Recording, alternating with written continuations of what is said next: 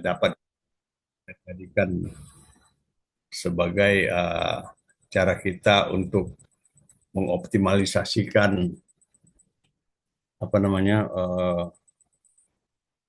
potensi ekonomi dan potensi sosial, modal sosial uh, Indonesia ya. Jadi itu sebagai prolog ya maka ini sekarang kita bisa memulainya makin mendekat liburan, mendekat cuti nasional tentu banyak hal yang bisa kita jadikan sebagai agenda setting ya, terutama untuk uh, uh, isu-isu kontemporer di bidang komunikasi ya, tentang apa namanya special event ya dalam Ramadan ya dalam libur tadi itu bahkan digabung dengan cuti bersama digabung dengan libur hari raya Nyepi ya. Nah, ini juga satu apa ya satu bentuk komunikasi sosial yang baik ya. Uh, yang kedua adalah tentu tugas-tugas tetap berjalan. Tadi dia sudah diumumkan oleh pemerintah juga bahwa cuti bersama itu libur nasional itu mulai tanggal 28 Maret sampai tanggal 8 April, 7 April 8 April ya 2025. 11 hari libur ya tentu mempunyai satu makna tersendiri bagi masyarakat khususnya yang mudik tadi itu ya. Nah, dalam hal ini juga kita perlu bahas tadi saya sudah bicara dengan Saudara Yosua sebagai Ketua Imamikom Visip USU. Ada tadi bincang-bincang yang kemudian awalnya adalah bagaimana bisa memanfaatkan media-media yang ada, media sosial, media baru, ya, termasuk Instagram ya. Kita coba untuk mengefektifkan uh, uh, Instagram Imamikom Visip USU ya, yang selama ini tidur panjang dan selama ini mungkin tidak begitu dimanfaatkan dengan baik ya. Jadi kita hanya berusaha untuk bisa mengisi kegiatan itu. Nah, saya sudah bicara sama Prof. Iskandar juga, sudah bicara juga dengan Ria, Bang Ria, dan juga pada Yosua tadi secara terpisah ya. Yang intinya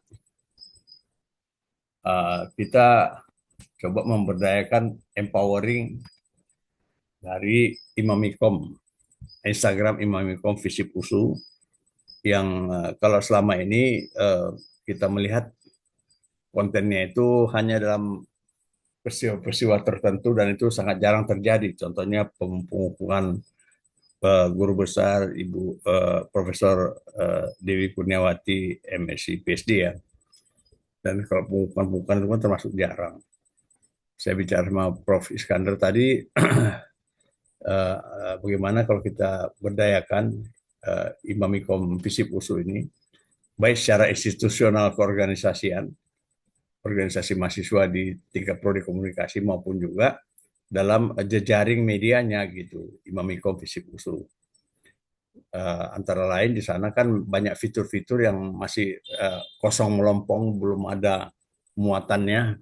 Mungkin bisa kita isi dengan sesuatu yang sifatnya program ya untuk Imamikom Visip USU itu sendiri, termasuk juga Magister Komunikasi Visip USU kalau memang ada hal-hal yang ingin disampaikan, karena fitur itu cukup banyak bisa kita manfaatkan Instagram itu, Instagram Imamikom Visip USU ya.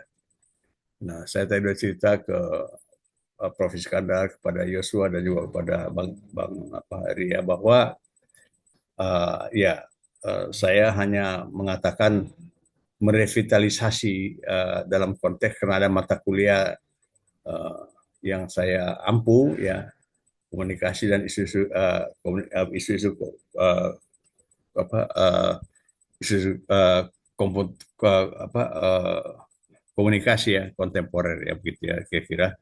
Jadi Prof. Iskandar sangat menyetujui, sangat excited supaya dia menjadi sebuah media yang bukan hanya tampil hit and run ya, lari pukul lari, kalau ada satu lari gitu. Jadi kalau kita bisa buat secara terstruktur begitu, memang pilihan ada pertama adalah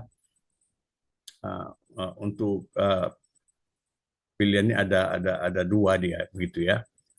Yang pertama, kalau kita melihat dari uh, terfragmentasinya model-model komunikasi ataupun gaya komunikasi ataupun perilaku komunikasi masyarakat pada umumnya, kemudian bisa satu Instagram itu, satu akun Instagram Imami Visip USU tadi itu dengan kita manfaatkan semua slot-slot yang ada dalam fitur itu satu ya. Jadi yang sudah ada kini, yang dasainnya ini, dasainnya kita revitalisasi begitu ya. Dan Pak Iskandar setuju juga. Tapi tadi saya sampaikan ke Prof. Iskandar, bisa juga kita bikin akun baru, tetapi masih terkait dengan Imamikom, dengan prodi komunikasi. Misalnya kita sebut akun itu adalah uh, Imamikom Magazine. Ya, Imamikom Magazine. Kalau magazine itu artinya majalah. Ya, majalah itu biasanya sebuah terbitan berkala, ya bisa sebulan sekali, bahkan 3 bulan sekali ada majalah terbit triwulan, ya ada per bulan gitu ya. Majalah ini ciri-cirinya adalah satu terbitan uh, yang isinya itu bisa macam-macam. Kita bisa baca majalah lah, seperti majalah, misalnya baca majalah Fortune, majalah apa lain-lain ya, masih ada terbit ya di pasar, bahkan juga dalam bentuk digital. Nah, isinya rupa-rupa ya. Kalau majalah itu rupa-rupa. Dia menyajikan berbagai macam rubrik-rubrik yang menarik ya, yang eksklusif, karena majalah itu berbeda formatnya dengan koran, berbeda formatnya dengan televisi dan lain sebagainya. Majalah ini mengunggulkan packagingnya itu, kekuatannya pada arsitektural dari desain grafisnya. Jadi kalau misalnya dia tampilkan foto tuh, fotonya benar-benar foto yang lux ya, warna colornya, pemilihannya pun sangat eksklusif. Itu ciri majalah. Majalah baik dalam bentuk koran, dalam bentuk kertas, ataupun majalah dalam bentuk digital ya seperti itu. Cuma platform aja yang berubah ya, dari kertas yang kita biasa selama ini melihat majalah misalnya. Contoh majalah Tempo lah gitu kan. Majalah Tempo itu contoh juga salah satu ya. Jadi magazine apa, Imamikom Magazine ya. Jadi majalah. Cuma biasanya majalah itu seperti Tempo itu, dia selain dia eh, rubriknya isinya macam-macam, tapi ada laporan khusus, ada laporan investigasi, atau ada laporan mendalam gitu ya, mengenai satu isu. Nah, itu yang nilai jualnya biasanya gitu dia. Kalau majalah ciri-cirinya. Jadi kita bisa split dari Imamikom yang ada sekarang, kita bangun Instagram yang baru, sama betul-betul baru, yang kita sebut nanti kita pilih bisa 3 namanya ya. Bisa Imamikom Magazine ya, format majalah gitu ya, dengan tampilan yang sangat lux, dan itu biasanya sangat menarik juga di era digital sekarang. Kita belum bicara SDM-nya, belum bicara apa namanya, teknis-teknis, tapi konsep dulu lah. Yang keduanya adalah bisa juga dalam bentuk newsletter, Imamikom Newsletter namanya. Jadi kalau tadi ada Imamikom Magazine yang rupa-rupa, yang kedua Imamikom Newsletter. Kalau newsletter ini berbeda dengan majalah dalam soal pemunculannya, terbitnya tadi itu, dan juga misi yang diemban antara majalah dengan newsletter itu berbeda. Kalau newsletter itu dia lebih banyak cenderung adalah kebijakan-kebijakan gitu dia.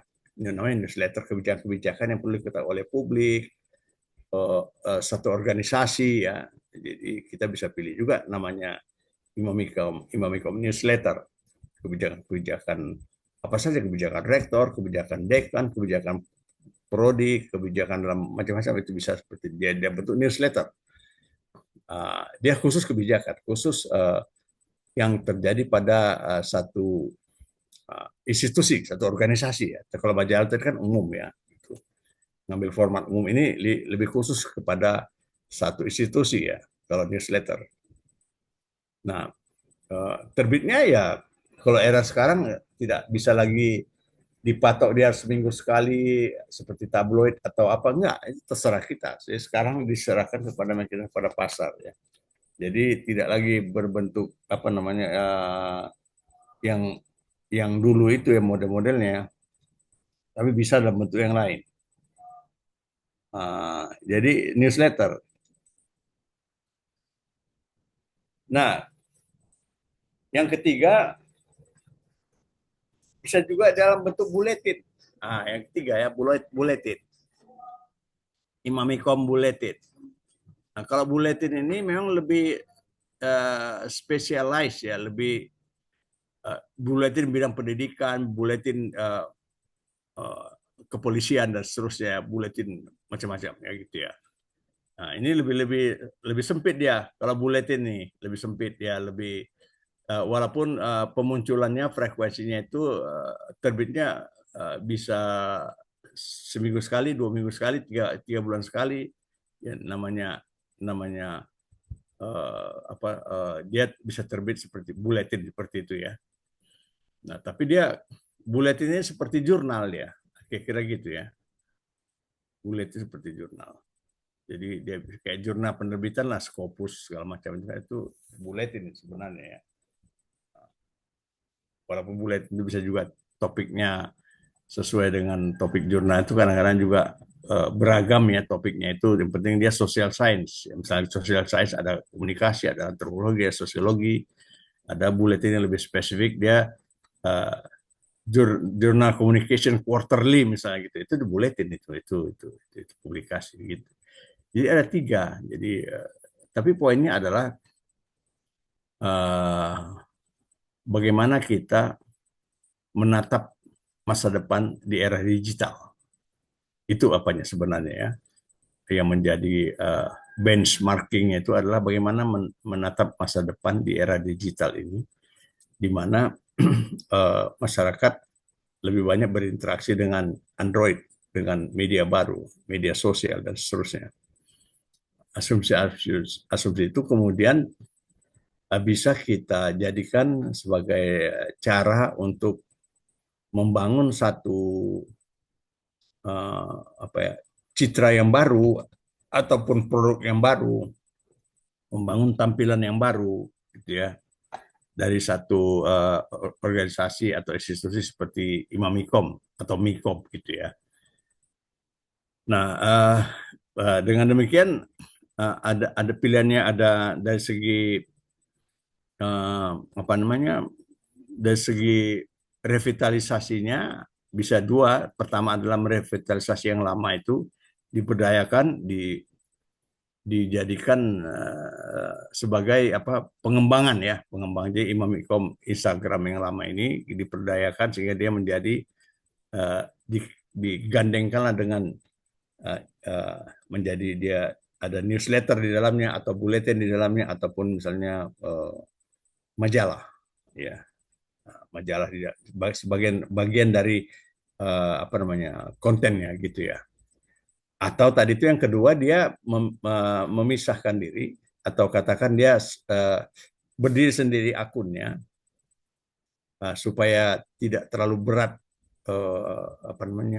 misi yang dia pikul ya. Maka dia kalau dia misalnya Imamikom Magazine tadi itu ya, kita menampilkan di Instagram Imamikom Magazine ya, dengan ciri-ciri yang seperti Bapak sampaikan tadi itu ya, atau magazine atau buletin atau newsletter whatever. Bahkan ada yang keempat, alternatifnya kita bisa bikin blog ya, blogspot atau WordPress, tapi itu tidak terlalu diminati ya. Kalau kita lihat sepanjang pengamatan kita di lapangan itu, blogspot itu sangat-sangat sedikit peminatnya, populasinya pun kecil ya, dibandingkan Instagram Karena uh, keunggulan Instagram ini sebagai media baru, dia bisa monetisasi, bisa menghasilkan uang. Kalau dia dikelola dengan baik, maka banyak sekali sekarang para konten kreator yang menawarkan dengan cepat bisa gajian dari Instagram dan lain sebagainya. Tapi kita bukan ke sana sebenarnya tujuan kita. Bahwa itu nanti bisa menjadi sebuah akumulasi modal, monetisasi, profit, ya itu soal yang lain. Tapi kita tidak berpikir ke sana, ansih ya. Kita berpikir bagaimana supaya Imam Ikom ini, periode yang kepengurusan sekarang ini, uh, ya apa namanya, let's do it. Karena sebelum-sebelumnya nggak ada gitu.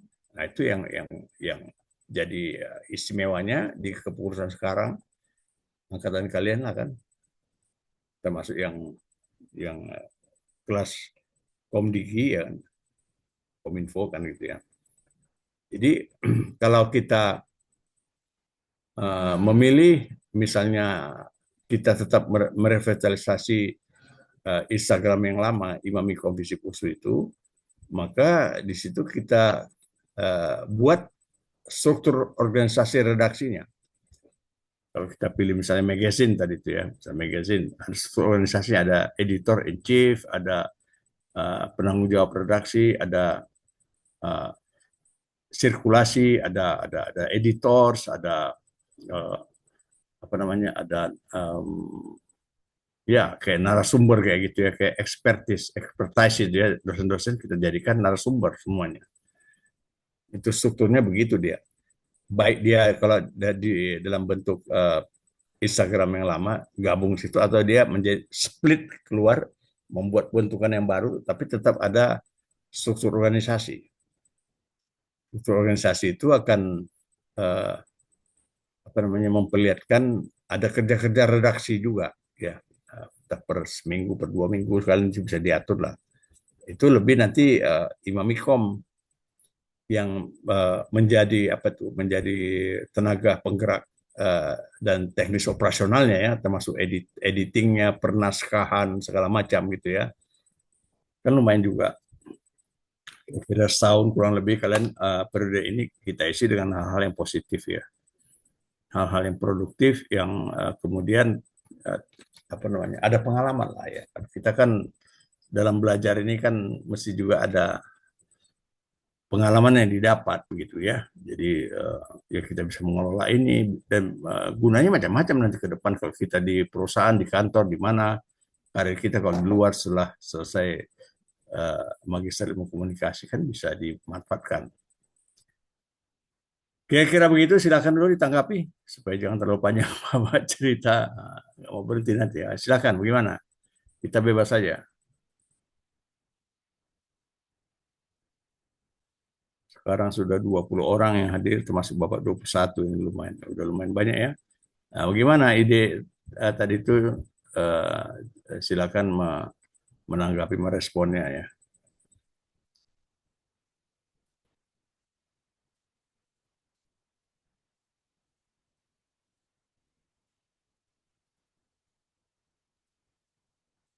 Ayo silakan, kita kongko-kongko, eh, buka puasa masih lama ya, tapi maksudnya kongko-kongko lah, mata kuliah itu kan bisa kita kita apa namanya, kita eh, sambilkan ya, presentasi atau apa namanya. Tapi ini penting saya kira, karena kalau kehilangan momentum nanti malah jadi apa ya? Jadi basi dia gitu. Mumpung di bulan puasa, mumpung banyak uh, waktu juga gitu ya. Nggak bisa ketemu, kita daring kan gitu ya. Jadi memang apapun dia, kepengurusan Imam Ikom ini yang menjadi jantung bergeraknya uh, Imam Ikom Magazine ataupun Imam Ikom Visi Pusu ini gitu.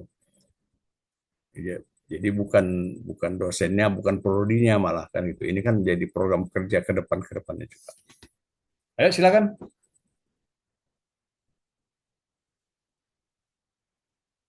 Ada ide-ide yang lain juga yang bisa melengkapi atau gimana, silakan.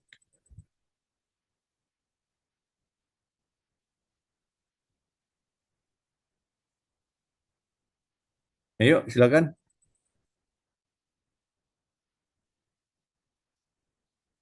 Siapa yang mau membuka apanya pembicaraan kita, silakan.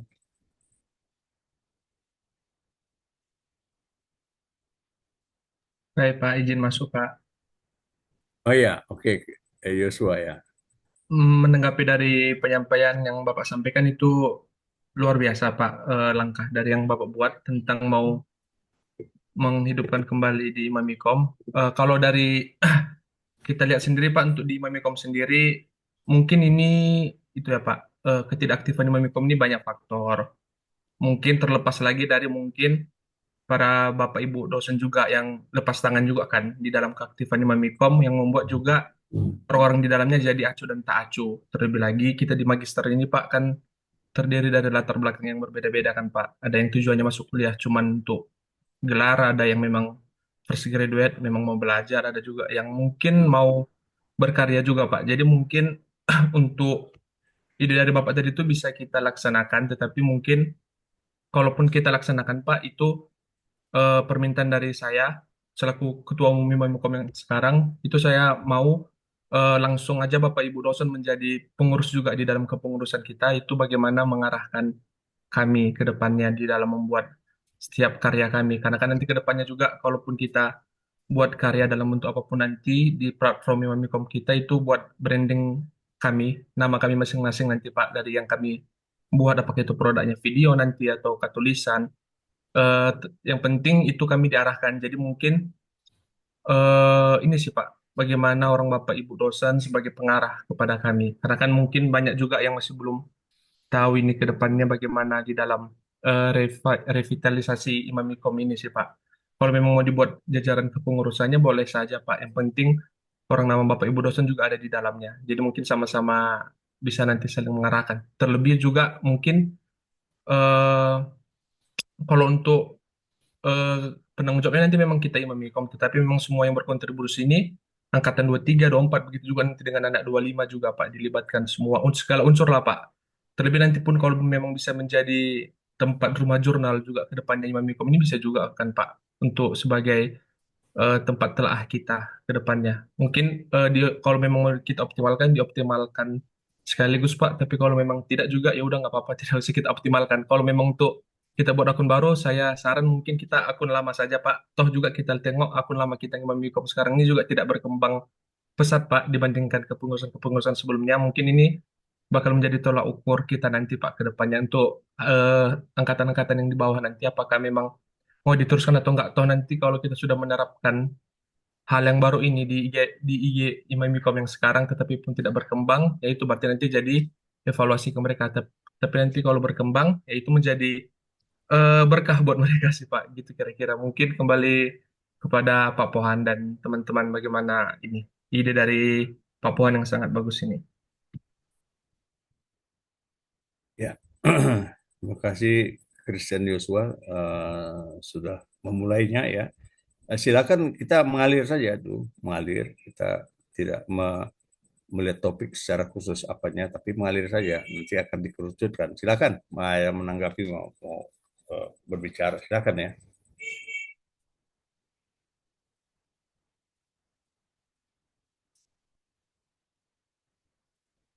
Ada yang silakan mau menanggapi ataupun yang mau melahirkan ide-ide yang lain atau bagaimana ya. Karena bagaimanapun abad komunikasi ini, era komunikasi di apa namanya di dunia keilmuan lain nggak ada pakai era, cuma ada itu era komunikasi, nggak ada era sosiologi, nggak ada era hukum, nggak ada era antropologi, nggak ada era komunikasi ada. Nah itu salah satu uh, kekuatan dari ilmu komunikasi itu sendiri ya. Ya, jadi di era komunikasi inilah kemudian uh, orang akan berlomba-lomba merebut pasar ya, merebut simpati masyarakat, netizen dan lain sebagainya kan gitu. Nah tadi Yosua sudah memulai juga bahwa sebaiknya kita revitalisasinya aja yang lama gitu ya, tidak bisa dipisahkan buat akun baru. Dengan pertimbangan dia, kalau dia direvitalisasi yang sekarang ini, tentu nanti kita lihat perkembangannya. Kalau dia berkembang, dia nggak bisa lagi nampung ya, baru dilepas kan gitu ya, baru dia pisah. Tapi kalau masih sekarang misalnya, secara pragmatisnya ya itu aja, yang apa yang ada itu yang dipadatkan aja dulu gitu ya, bagus juga, sehingga kita tidak eh, apa namanya, tidak terlalu repot ya dalam hal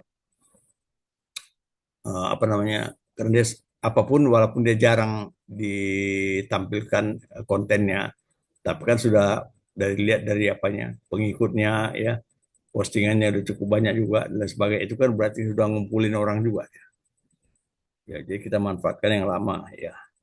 Saya setuju, nggak ada masalah. Itu malah membuat kita harus lebih apa, lebih eh, terfokus nanti di sana ya, di Mamikom Instagram itu. Yang keduanya tentu eh, pelibatan dosen bahkan mahasiswa. Nah itu memang seleksi alam juga ya. Artinya eh, sekalipun dia misalnya dosen tapi atau mahasiswa gitu kan, tapi tidak punya passion, nggak, tidak punya minat, bakat atau apapun namanya itu ya, biasanya cenderung pasif ya. Itu hukum alam itu ya, natural selection kata Darwin, teori Darwin, itu seleksi alam. Tetapi biasanya di dalam dalam struktur organisasi media itu ada cara untuk kemudian bisa mengakomodasi uh, pihak-pihak sebagai stakeholdersnya ya gitu ya. Contoh misalnya uh, kalau kita memilih misalnya penanggung jawab itu atau ya, penanggung jawab itu adalah ketua program studi, dalam ini Prof. Iskandar ya, bisa penanggung jawab. Kemudian barulah ada semacam board of apa itu, board of editors ya. Board of editors itu uh, ada strukturan di dalam itu. Jadi di bawah Pak Iskandar ada di dalam itu dosen semua, board of editors. Ada editor in chief, ya ada editors. Itu semua ex officio. Nah, jadi para dosen itu semua ex officio ada di dalam. Mau kita sebutkan bagus, nggak sebut nggak apa-apa. Ya, para lecturers, para pengajar, para dosen itu udah masuk semua. Nah, itu. Jadi ada board of editors ya, ataupun dewan redaksi ya, yang dewan redaksi itu ada redaktur ahli, ada editor in chief, ada juga uh, editors ya, editors ahli namanya ya. Kemudian di bawahnya itu barulah ada pemimpin redaksi. Pemimpin redaksinya tentu secara ex officio nanti akan uh, dipegang oleh ketua Imam Mikom Visi Usul ya, pemimpin redaksi.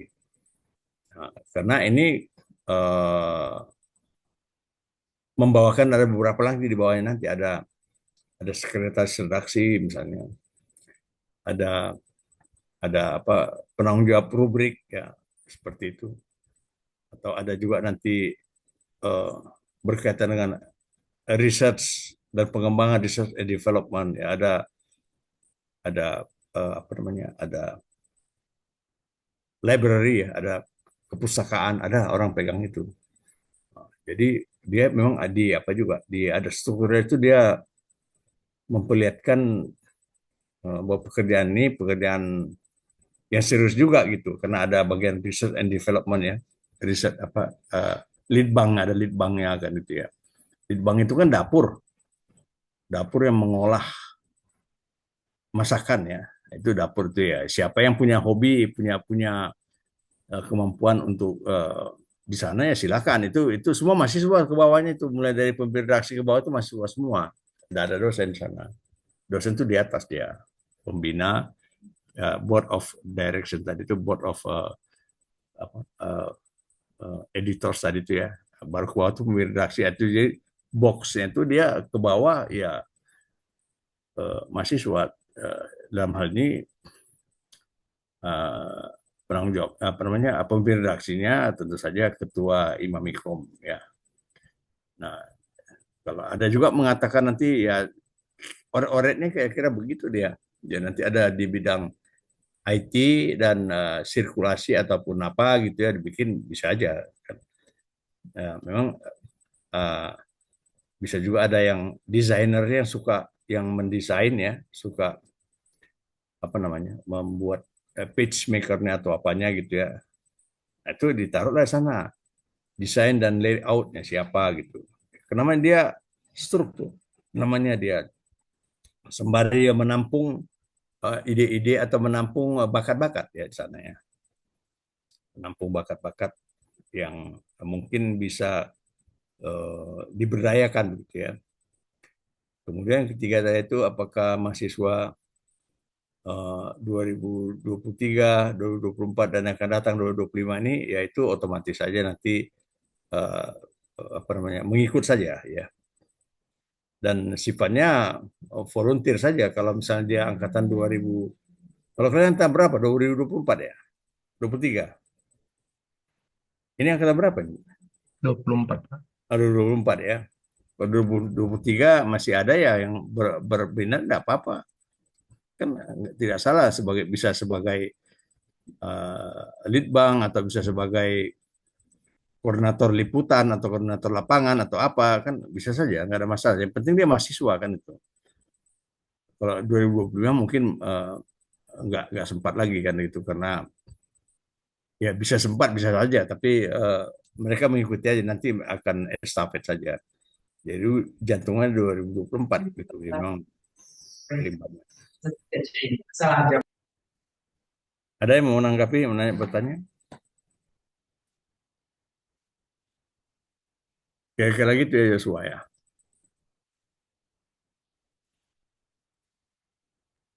Baik Pak, masuk Pak. Ya yang lain silakan. Pak, izin nambahin Pak. Kalau untuk Ya. ini jadi kita buat, ini berarti jadinya kolaborasi ya antara dosen sama mahasiswa sih Pak. Kebetulan bagaimana matriks kuliah kita tentang deep learning, mungkin kedepannya Hmm. kira-kira tugas-tugas kampus kita ataupun UTS kampus kita yang diberikan bisa tentang bagaimana mahasiswanya mau membuat karya sih Pak. Jadinya kita sama-sama menguntungkan sih Pak. Jadinya orang Bapak Ibu memberikan tugas deep learning yang kami buat karya, kami juga bisa uploadnya Ya. di komisi Pak. Gitu. Jadinya sama-sama menguntungkan kita lah Pak. Kami juga meringankan tugas orang Bapak Ibu juga punya karya Pak di media Ya. sosial kita.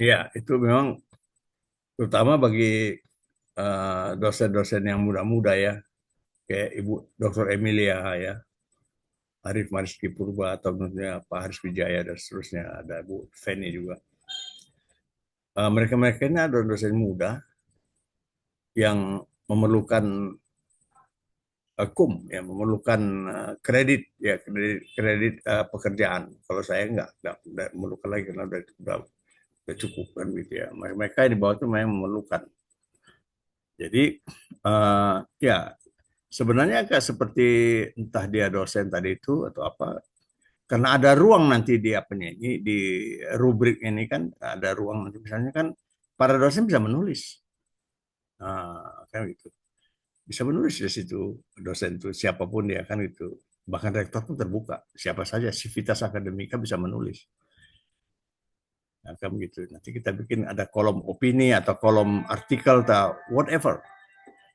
Nah, tapi kemudian ada juga memang khusus untuk mahasiswa tugas-tugas mata kuliah. Misalnya kayak mata kuliah saya kan ada di sana tugas-tugas misalnya sudah membuat di Kompasiana, udah terbit Kompasiana, kita terbitkan lagi di situ supaya masyarakat atau netizen atau publik itu tahu juga oh ini ada mereka bikin ini begini itu gitu kan. Ada tugas-tugas bahkan ya, untuk paper-paper makalah segala macam ya nggak apa-apa. Ini kan dunia yang sudah sangat uh, tidak terbatas lagi apanya ya, tepinya gitu ya. Dan itu kan semua tergantung kepada niat orang lain, apakah dia mau menggunakan itu sebagai ide dia untuk membuat tesis atau apa ya atau tugas ya silakan kan gitu. Jadi walaupun misalnya seperti saya katakan di mata kuliah yang saya asuh ini sampai UTS ini membuat misalnya Kompasiana semuanya kan, terbitkan juga di situ di apa namanya di dipublish ulang di situ. Itu tujuannya untuk mengannounce gitu ya. Nah, kemudian tugas-tugas kelompok juga. Kan tugas kelompok itu berbeda dengan tugas pribadi kan. Di situ ada kolomnya, ada kolom untuk kayak seperti itu. Jadi ada yang artikel bebas atau asosiasi penelitian mau dia dosen-dosen atau bahkan mahasiswa asosiasi penelitian seminar hasil dan segala macam bisa saja. Nah, ini namanya kita mendiseminasikan itu artinya menyebar luaskan ya, apa namanya, menyampaikan ke berbagai macam orang kayak kita mensosialisasikan aja kan gitu ya. Jadi uh, otomatis memang tidak bisa dipaksa juga dosen apalagi mahasiswa tidak bisa dipaksa diri harus penulis. Tapi kalau tugas wajib kan, makanya Prof. Iskandar bilang wah itu bagus sekali Pak karena namanya tugas terstruktur dari dosen itu, nah kita variasikan masuk ke Imamikom Instagram itu dia menjadi apa dia kan katanya menjadi lebih bagus lagi dia jadi terpacu kan dosen yang lain bisa terpacu juga mahasiswa dan sebagainya bahkan yang di luar USU pun tidak apa-apa mau mereka contohnya nggak ada masalah. Di era sekarang kan makin kita produktif itu makin dikenal orang image kita citra kita gitu tapi kalau kita tidak membuat sesuatu yang bisa menjadi kebanggaan institusi kita ya orang lain akan ambil. Jadi ini kan satu apa juga ya satu tantangan mungkin nanti akan muncul.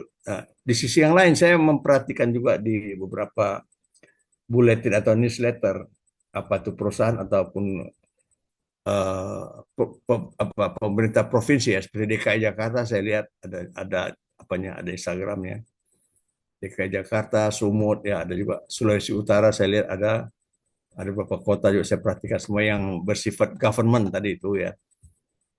Nah, itu kayak kayak apa Instagram Pemprov DKI Jakarta itu dia sudah punya follower sampai 750.000 orang. Itu sudah nilai uang itu. Akumulasinya dimonetisasi ya kan gitu. Karena sudah jauh lebih lama dia. Tapi Pemprov Sumatera Utara ada separuh apa 10%-nya kayak 75.000. Ya, kalau Pemprov DKI sampai 750.000, Pemprov Sumatera Utara baru 75.000. Ya, tapi bagus lah dibandingkan Sulawesi Utara cuma berapa 700 2.000 atau 2.700 gitu kan. Nah, jadi Pemprov Sumatera Utara 75.000, DKI 750.000. Ada yang kecil-kecil kabupaten kota beberapa tidak terlalu saya perhatikan, tapi ya, saya amati ya mereka muncul semua dengan produk kelembagaannya ataupun dengan misalnya kayak DKI Jakarta ada Pramono Anung, Gubernur Pramono Anung, dia khusus dia punya wakil gubernur Rano Karno. Terus ada juga yang apa namanya sosialisasi mengatasi banjir ya kayak jadi news ya kayak gitu juga news ya dia semacam newsletter juga gitu kan. Uh, ada banjir ada pekan bukan pekan ada Ramadan ya bazar dan sebagainya kayak seperti itu ya. Nah kemudian kalau yang saya amati perusahaan-perusahaan misalnya keluarkan juga Astra misalnya gitu ya dia keluarkan juga dia ada Instagram perusahaan dia tapi banyak konsepnya seperti press release dia ya. Nah, Telkomsel ya Astra atau perusahaan yang besar lah bahkan BUMN pun ada juga ya pegadaian kayak itu ada juga itu tapi lebih kepada produknya saja kalau kita kan tidak ada produk yang dimaksud dengan branding tadi nggak ada kita knowledge kan gitu ya scholar jadi memang itulah spesialisasi kita tapi bahwa semua orang sudah bergerak gitu ya, saya sendiri punya juga akun Instagram pribadi saya walaupun tidak pernah saya fokuskan begitu tapi bertambah-tambah juga apanya pengikutnya walaupun masih jumlahnya kecil tapi sudah saya bangun kira-kira udah lama juga itu, udah 6 tahun 7 tahun yang lalu. Ya, karena nggak saya kelola dengan baik, nggak serius, ya seperti itu dia. Karena kan kalau namanya pribadi tadi itu, seperti saya punya Instagram pribadi, yang masuk dari Reels masuk, Facebook masuk, dari YouTube pun masuk semua sana. Nah, karena itu satu apa ya, satu jejaring apa itu google.com ya gitu. Jadi semua terjaring ke sana, masuk ke Instagram juga. Makanya kalau saya di Reels saya itu kadang-kadang sumber yang mengasih komentarnya dari apa? Dari Instagram saya. Dia bisa begitu dia kan. Dia semacam apa ya, jejaring kan gitu ya. Nah, itulah dia. Jadi kita harapkan bagi dosen tentu akan, terutama yang dosen-dosen muda yang mau naik pangkat segala macam, ya satu artikel kan uh, credit poinnya 10 ya kan, 10 kalau dia publish kan itu. Jadi pelan nanti akan menjadi sebuah jurnal atau sebuah publikasi ilmiah yang bergengsi, ya itu kita lihat nanti ke depannya kan, seleksi alam saja dia. Tapi kita memulai saja dengan di tahun ini atau di bulan ini bahkan begitu ya. Kita mulai karena memang momentum itu kadang-kadang nggak bisa datang berulang-ulang juga gitu. Nah, saya memulai dari ya, diri saya, nah, gitu. Artinya ada mata kuliah saya kan gitu ya. Itu coba diberdayakan. Itu maka saya bilang sama Prof. Iskandar, tidak bermaksud untuk supaya dosen semua berpikir yang sama. Itu kan tentu tidak mungkin. Kalaupun mungkin, ya itu bagi yang sepaham aja kan. Kan nggak semua orang bisa satu pikiran dengan kita. Tapi setidaknya ya namanya dosen itu ya punya mahasiswa dan punya juga semacam apa kan tugas-tugas terstrukturnya, apakah dalam bentuk publikasi atau apa, kira-kira begitu. Oke, silakan yang lain, yang mau bicara bicara lain silakan. Ada banyak ini ya kan sudah hadir,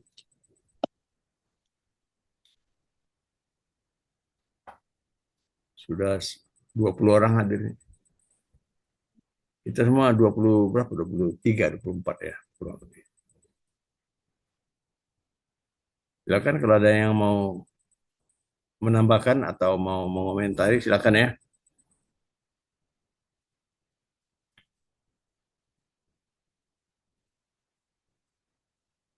Yang punya latar belakang IT siapa di sini? Yang punya latar belakang.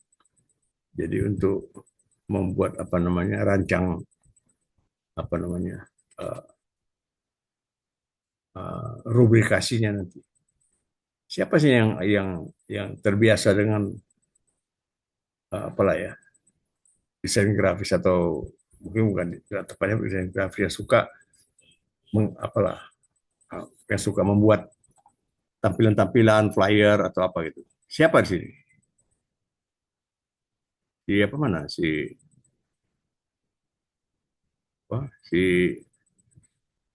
Bayu mana Bayu? Bayu biasa suka juga. Saya Doni, Pak Doni. Doni kan bisa juga biasanya kan. Silakan. Siapa yang itu perlu nanti akan merancang bangunnya juga gitu ya, supaya agak terlihat dia menarik lah gitu ya tampilannya. Dan Imomikom itu kan sangat sederhana kalau kita lihat sekarang kan,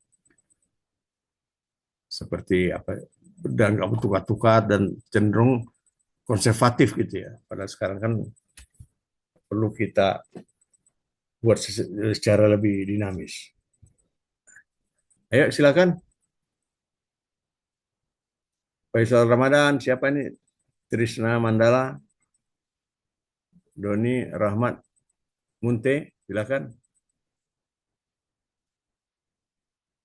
Edras Ginting, Alvero Ginting, silakan. Apa ide-idenya atau apa uh, responnya gimana? Silakan. Izin Pak, Oh ya, baik, silakan Pak Isras. eh, tadi yang Bapak sampaikan mengenai ide itu menurut saya sangat bagus Pak, karena memang eh, kadang-kadang kita kan semangat menulis itu ada, tapi untuk medianya kadang-kadang kita bingung di mana. Jadi Hmm. dengan yang Bapak sampaikan tadi, menurut saya sesuatu yang sangat bagus seperti itu.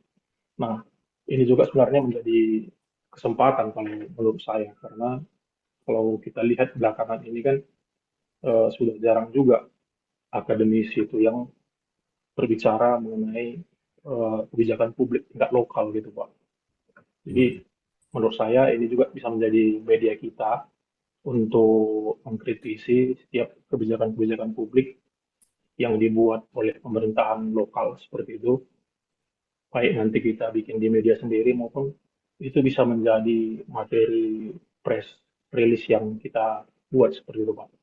Nah ini nanti kan bagi rekan-rekan yang memang memiliki semangat untuk menulis bisa menyalurkan menyalurkan bakatnya tersebut seperti itu.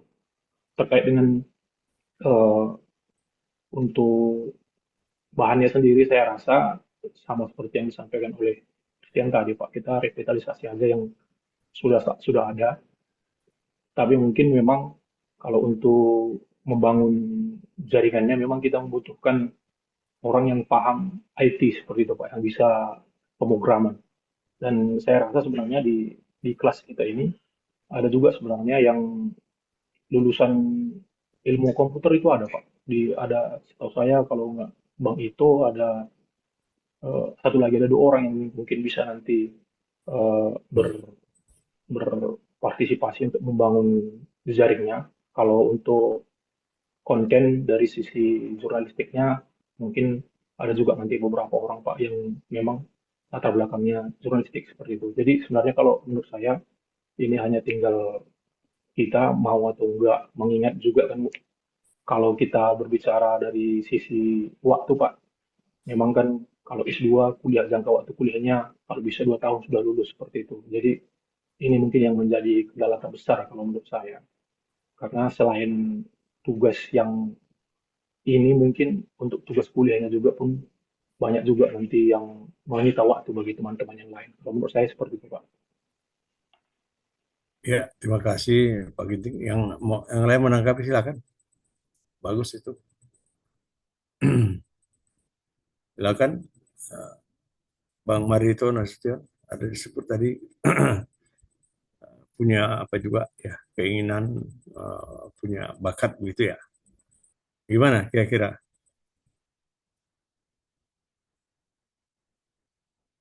Ada yang mau disampaikan, Marito?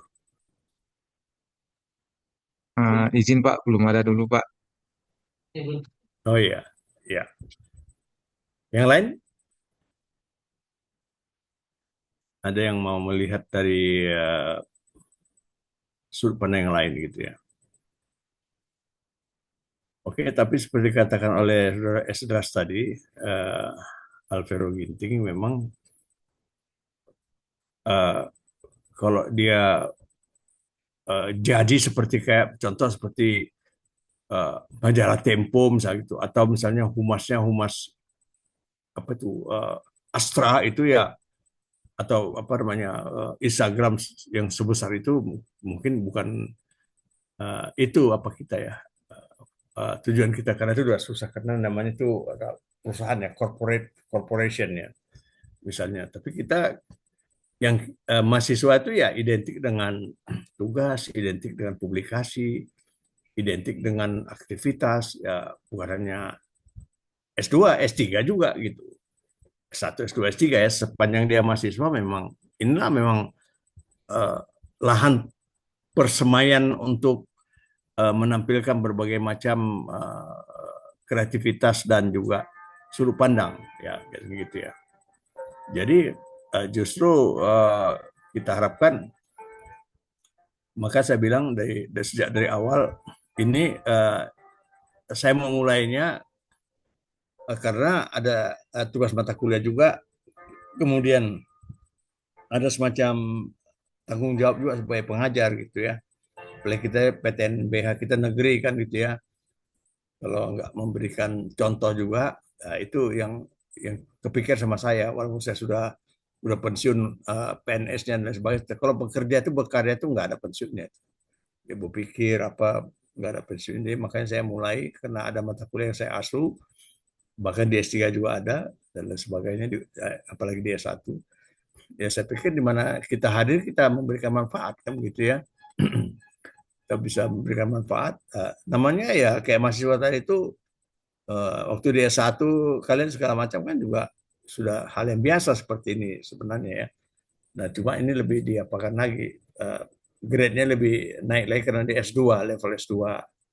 Nah, itu satu. Yang kedua tadi itu supaya nanti dosen-dosen bisa terakomodasi ataupun mahasiswa, ya kita pinjam tangan Prof. Iskandar.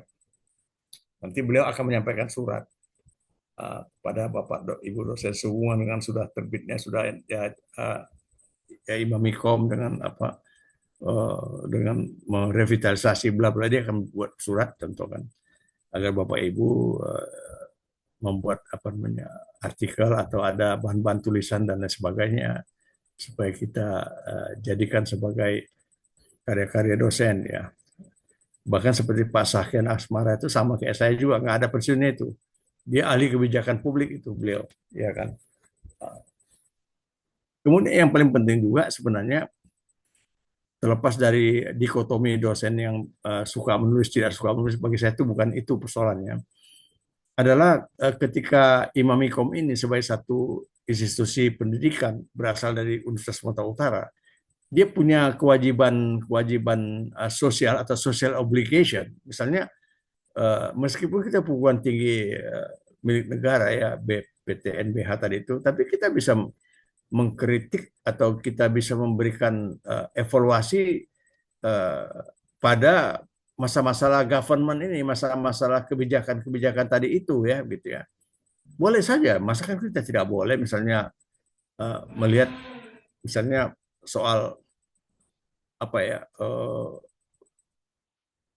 aktivitas atau etika para birokrat ya, para ASN dan lain sebagainya yang masih terlihat santai gitu ya, masih terlihat ya sudah jadi ASN ya sudahlah selesai, dapat gaji kojo tak kojo dapat tiap bulan kayak gitu ya.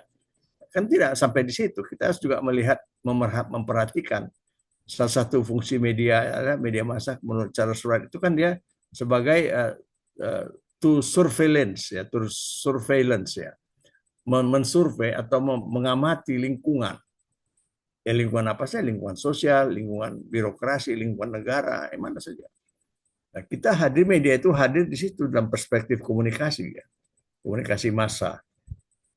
Jadi ketika kita merespon ataupun menyahuti apa yang terjadi, apakah itu perlu dikoreksi, apakah itu perlu dikritisi, itu no problem ya. Jadi itu satu bentuk kepedulian kita juga pada akhirnya. Kita tidak melihat itu sebagai intervensi atau apa, kan tetap kita nggak bisa juga. Yang ada eksekutif, ada yudikasi, ada legislatif, ya masing-masing berjalan tiras politika itu.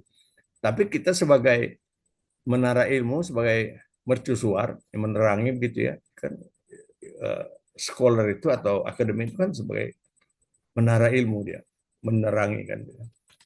Maka dia terbebaskan oleh satu kepentingan-kepentingan praktis ya, dia terbebaskan oleh satu kolusi-kolusi. Kita tidak perlu itu ya, tidak perlu kita mengait-ngaitkan segala apapun. Kita ya adalah kita yang hadir sebagai satu kepedulian bagi bangsa dan negara, masyarakat ya, dan juga termasuk dunia pendidikan itu sendiri. Mungkin banyak juga kritik-kritik, banyak juga tulisan-tulisan yang kita bisa jadikan sebagai otokritik misalnya. Nah, seperti mahasiswa sekarang lah contohnya. Ya kan, baik dia S2, bahkan S3 itu seperti tadi ada yang hanya target untuk lulus ya, ya itu bukan salah ya, tapi kan angka sayangnya waktu yang seperti itu 2 tahun kah, 4 tahun atau 3 tahun tadi itu. Tapi kalau kita hanya mencapaikan ijazah saja kan itu kan terlalu sayang juga. Tapi kalau kita selama kita masa studi, selama ada di dalam satu strata, kita bisa bikin macam-macam pekerjaan atau aktivitas, itu kan bagus. Ada portofolio kita juga, gitu. Ada CV, kurikulum vitae kita juga kan gitu ya. Nah, semua sering belajar. Contoh dulu kayak Suara USU. Suara USU itu dulu saya cukup lama ya membinanya dulu itu. Ya, Suara USU sebuah apa media terbitan kampus.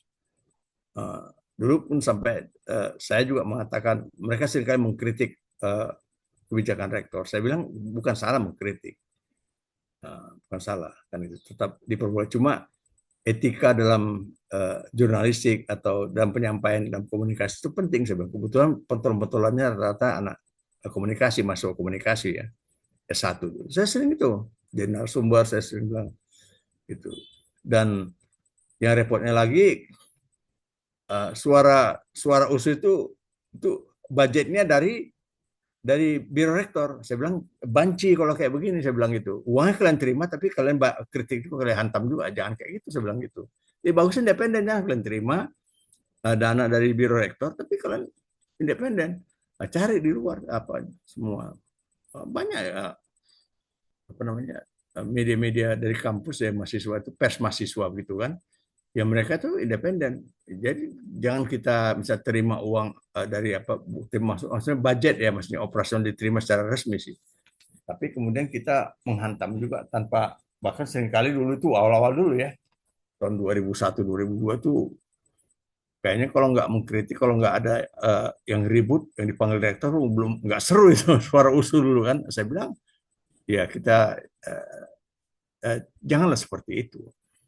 Karena masih selagi tangan kita ada di bawah, udah saya bilang gitu. Ya mau tidak mau yang tangan di atas itu ya kita perhatikan uluran tangan dia itu. Gitu.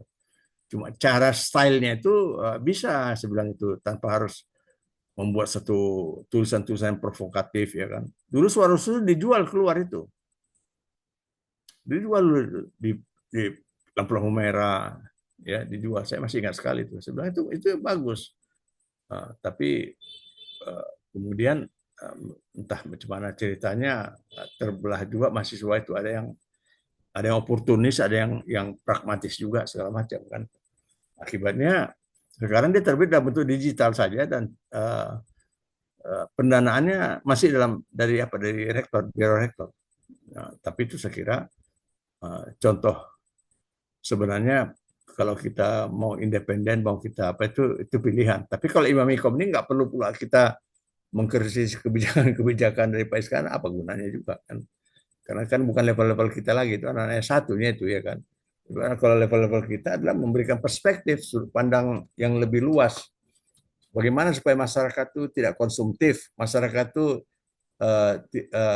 kita didik, kita edukasi supaya benci dengan korupsi misalnya gitu, benci dengan tindakan melawan hukum, tindakan-tindakan yang lain juga anarkis segala macam kan gitu. Itu kan satu perbuatan mulia, pemikiran pola pikir yang diharapkan oleh semua pihak gitu ya. Nah itu di level S2 ini ialah yang apanya ya tingkatannya gitu. Jadi bukan kita turun ke jalan, itu biarkan anak S1 ya kan. Nah, S2 nggak perlu turun ke jalan, turun menulis kan begitu ya kan.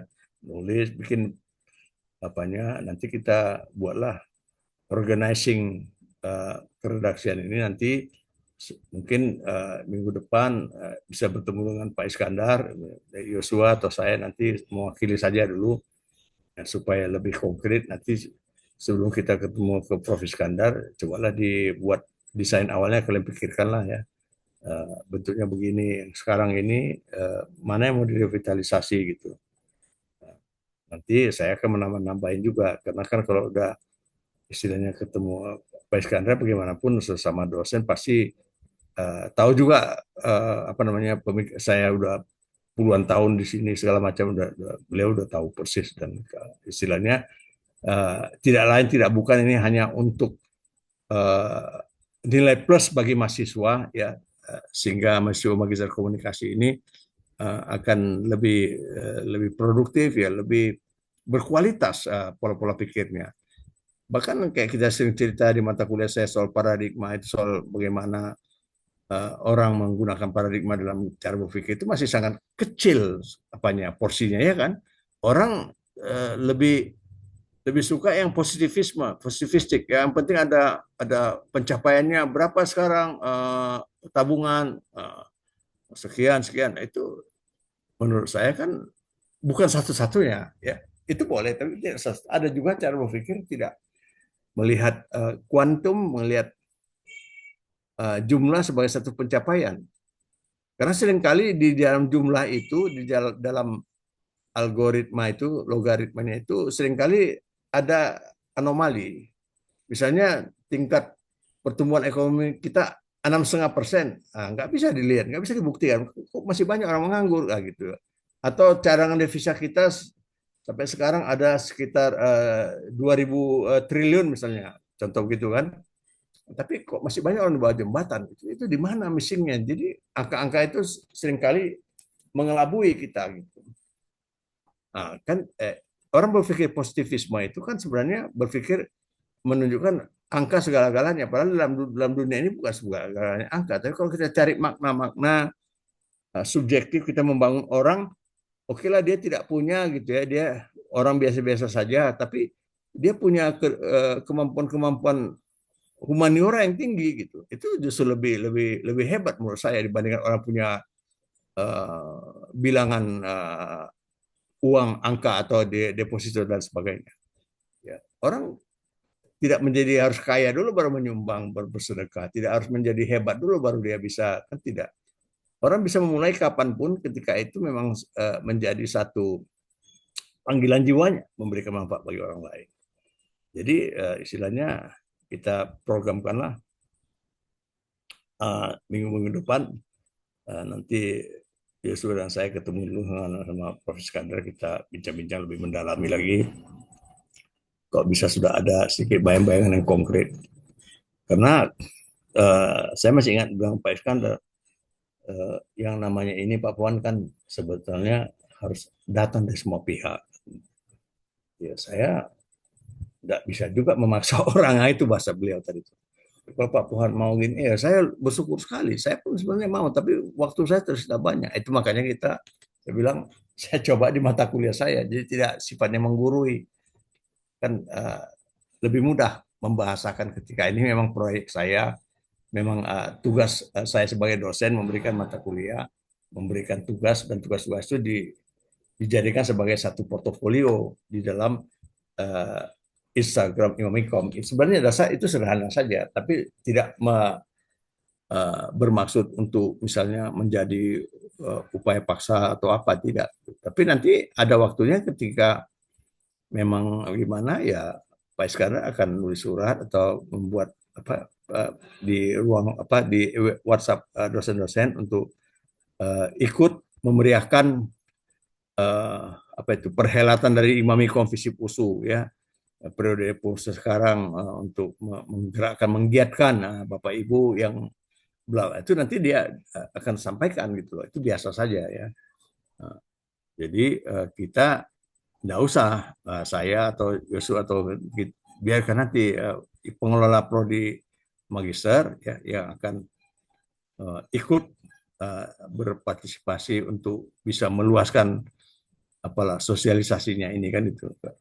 Bapak Ibu silakan buka Instagram, sudah ada tampilan baru loh, begini adil. Sekarang komunikasi kan bagus, personal kan bagus ya. Jadi kita saling saling mendukung, saling memberikan hal-hal yang bisa menjadi kebanggaan bersama. Saya kira itu ya. Kita cukupkan aja dulu di situ. Kalau mungkin masih ada waktu-waktu yang lain. Nah, ini kan sekarang kita pertemuan kelima ini ya. Kalau di dalam struktur perkuliahan, operasional perkuliahan itu dia semester 8 sudah termasuk UTS dia gitu. Minimal 7 kali pertemuan-pertemuan begitu, 1 kali UTS. Tapi kan kita berbeda ya, dengan struktur seperti itu, kita UTS-nya itu bisa fleksibel. Yang penting tadi itu yang sudah mempunyai karya yang sudah dipublikasikan di media digital, silakan sampaikan ke saya ke linknya dan lain sebagainya supaya nanti itu bahan tulisan kita, bahan untuk pemuatan di Instagram yang baru kan gitu. Nah, demikian juga tugas kelompok. Itu ini sekarang pertemuan kelima, besok pertemuan keenam. Itu pokoknya pertemuan ke-6 besok itu makalah kelompok semua udah selesai semua, PowerPoint-nya udah selesai semua ya kan. Eh, nggak usah pun dipresentasikan, tidak apa-apa karena kemarin sudah secara lisan ya, 5 kelompok kemarin eh, konkretnya seperti apa gitu. Baru nanti yang untuk UTS yang sebenarnya ya ketika dia sudah mengirimkan tulisan publikasi ke Kompasiana ya itu saya anggap sudah UTS. Dan masa penilaian UTS-nya itu uh, masih agak longgar dia karena kan nanti masuk uh, Ibu Dewi ya, Prof Dewi ya saya. Jadi biarkan nanti di segmen Bu Dewi itu nanti sampai dia minggu kedua beliau masuk, itu masa penilaian UTS-nya. Berapa likersnya, berapa subscribe-nya, berapa komennya, segala macam kan. Seperti biasa saya harapkan tulisan-tulisan kalian yang masuk di Kompasiana itu kalian ikut komen. Jangan diam saja. Karena kalau nggak ada komen orang pun nggak menarik. Tapi kalau kalian komen ada sekarang ini berapa jumlahnya? 23 ya kan. Kan tiap orang satu ya, berarti ada 22 yang kasih komen. Itu kan meriah nampak gitu di Kompasiana itu. Tapi kalau nggak ada kasih komen kawannya, ya orang mana tahu orang siapa yang kasih komen kan gitu. Tapi lihatnya banyaknya itu. Ya, ini memang masih ada psikologi pembaca ini memang netizen ini masih ada seperti itu. Jadi anggapnya berarisan ya. Misalnya Doni nulis ya kan, lalu kemudian kasih komen si Rahmat, Marito kasih komen semua ya. Si Grace siapa semua segala kasih komen, si Marsha semua kasih komen. Entah komennya apapun itu sah-sah saja. Biasanya orang melihat itu gitu, benar nggak? Ya kan orang melihat itu, oh banyak juga tulisan komen ini gitu. Nah, Kompasiana pun senang. Apalagi kita maksudkan adalah untuk memancing aja sebenarnya. Sebaik apa tulisan kalau dia nggak ada reaksi dari pembaca itu kurang apa juga gitu ya, kurang taktis juga. Ya, tapi kalau kita tadi itu ya 22 orang, 21 orang ikut meramaikan tulisan temannya masing-masing itu akan menjadi satu contoh, menjadi satu apa ya penggerak bagi yang lain ikut komen gitu. Nah itu yang saya harapkan ya. Jadi kalau bisa ini kan pertemuan ke-5 ya. Pertemuan ke-6 itu kalau bisa sudah selesai karena kita akan muat pertemuan ke-7 kita akan muat di apa di Instagram itu kita mulai apanya apa namanya gerakan apa namanya revitalisasi tadi itu gitu. Jadi pertemuan ke-7 dia sudah dan terus di Kompasiana itu terus nanti sampai pertemuan ke-9 ya dari baru dikumpulkan semuanya berapa pembacanya berapa yang like comment share segala macam. Nah saya tidak melihat pula karena tentang temannya kasih komen berarti kurangi enggak. Pokoknya saya lihat aja hitsnya aja hanya berapa yang masuk ya kan gitu ya. Kira-kira begitu. Ada yang mau ditanyakan?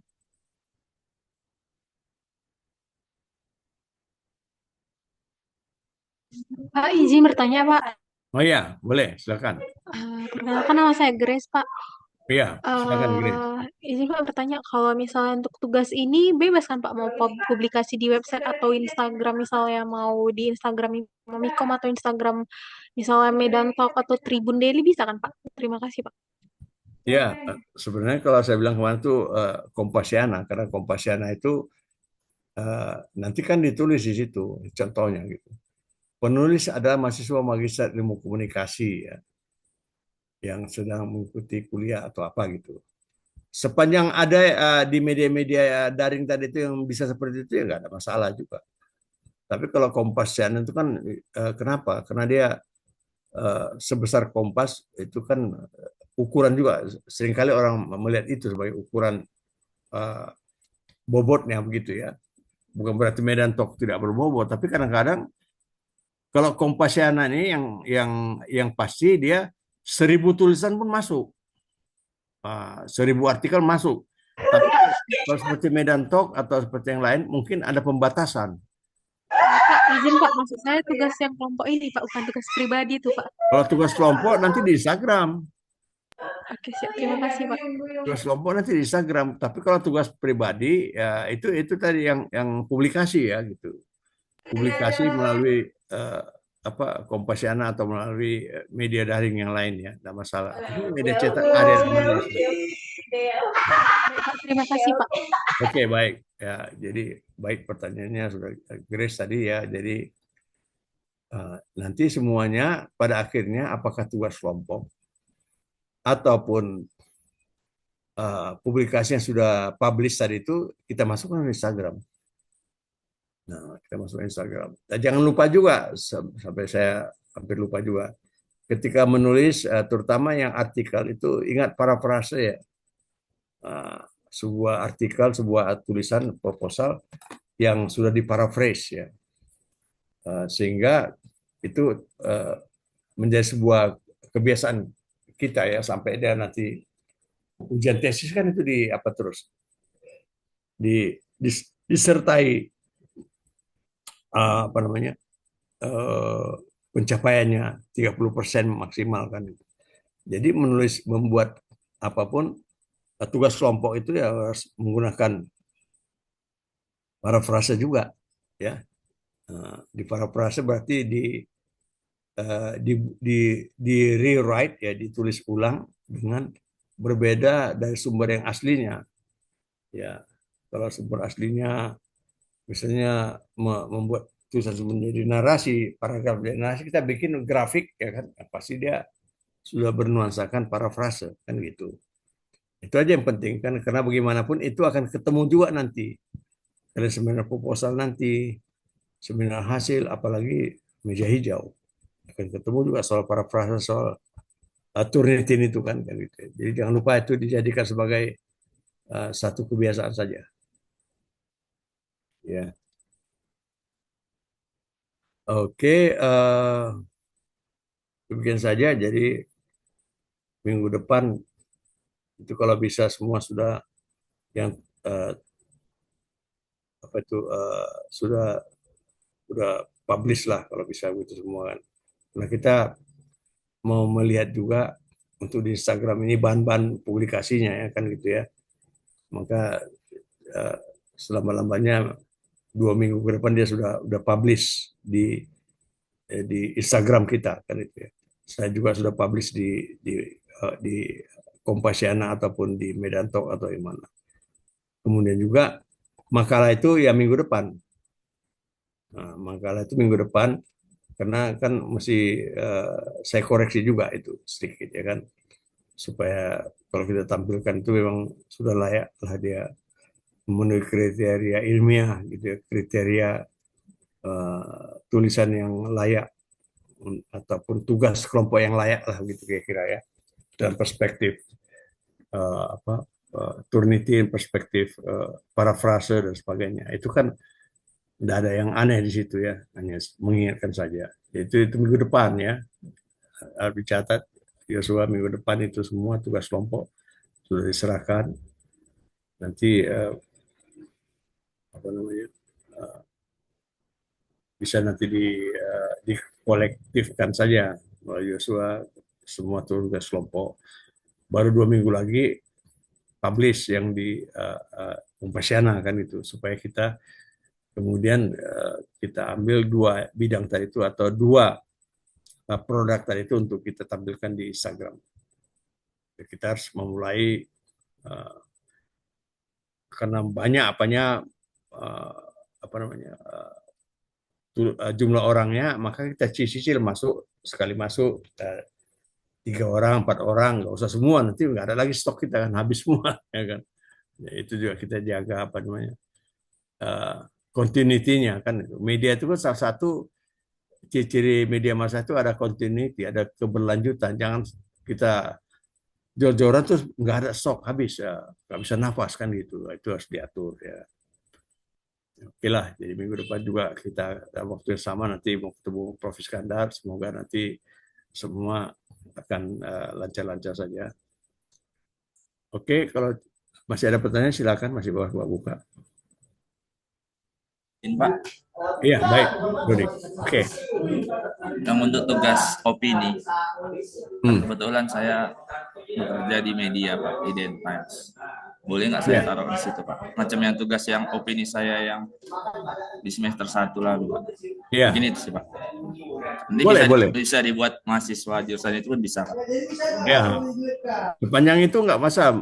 Malah dia misalnya kalau ada yang bervariasi itu sebenarnya bagus. Tapi eh, saya menyebutkan Kompasiana itu karena memang dia sudah tidak membat, nggak terbatas dia. 1.000 pun masuk, naskah 1.000 dimuat. Yang penting tanggung jawab bagi masing-masing. Tapi kalau bisa ada yang lain pun tidak menjadi halangan juga. Karena bagaimanapun ya pada akhirnya konten is king. Konten itu yang menjadi raja. Konten itulah yang menjadi acuan UTS yang seperti itu ya. Saya kira tidak ada masalah ya.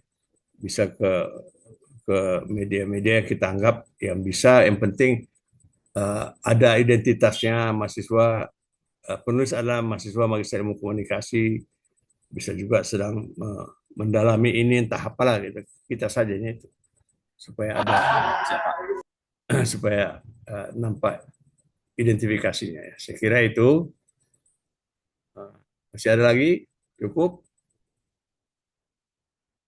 ya kalau cukup ya sekian saja di sore hari ini. Nanti kita akan lanjutkan. Jadi jangan lupa minggu depan dikolek pada Joshua semua tugas kelompoknya. Karena masih saya koreksi juga sedikit-sedikit ya.